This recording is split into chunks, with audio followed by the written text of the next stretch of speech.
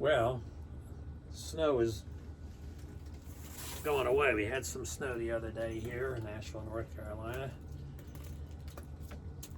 We're going to start here, chapter C, and this deals with two-dimensional motion, projectiles, where you have a kinematic study in 2 dimensions. And then we're going to look at circular motion, where you have acceleration due to changing the direction of the velocity rather than the magnitude. Also, I'd like to emphasize that it's very, very important, I should have mentioned this earlier in the course, that when you study physics or mathematics, chemistry, you want to have a pencil or a pen in your hand and work out the steps. This is very important for the learning process. That's how you really master the material. So I strongly recommend to work out these calculations as you go. And as an example, that's why my video lectures are slow, because you learn better. Some of my earlier ones I put up 10 years ago, I was throwing up like PowerPoints or basically the text and going faster. But I think it's better to just take your time and to write the things out as you go. So we have here also a paper that was published by 2 physicists on the best angle if you're not near the ground. So I'm going to show you that when you're if you're on the ground, it's 45 degrees. Physics says the best angle is to get your maximum range.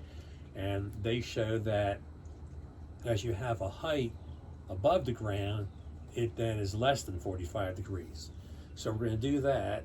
And there's going to be an optional section though, because the math, even though it's basic calculus and algebra, it is quite involved and somewhat, I would say, too much for an introductory class. However, it's optional. I encourage you to do that. It'll give you a wonderful understanding of physics, a great workout with calculus, and a great workout with algebra if you do that. And you'll be following in part a paper that was published, written for other physicists, folks that have master's degrees and PhDs in physics. So to understand that after studying physics for just like a couple of weeks or so, that's very, very, let's say, commendable. So give it a look, that optional section toward the end. Okay, let's get on with it. We're going to start chapter C, which is on projectiles and circular motion.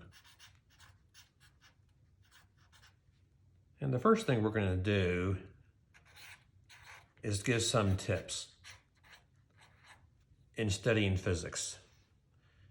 And these tips are inspired by my high school teacher, one of my high school teachers, math teacher, Mr. Cianfrani. And the two main tips are: 1, always study math with a pencil in hand or a pen. This is very, very important to write things out as we go. So in this course, at some point you should be writing out all the equations and filling in all the steps. And this class, today's chapter, it's very important as things get more and more complicated that we write things out. You get the maximum benefit when you do that. The second thing he said that I remember is that if you understand a given level of mathematics, there's no reason why you wouldn't be able to understand the next level. And that's very, very encouraging. So for this course, we have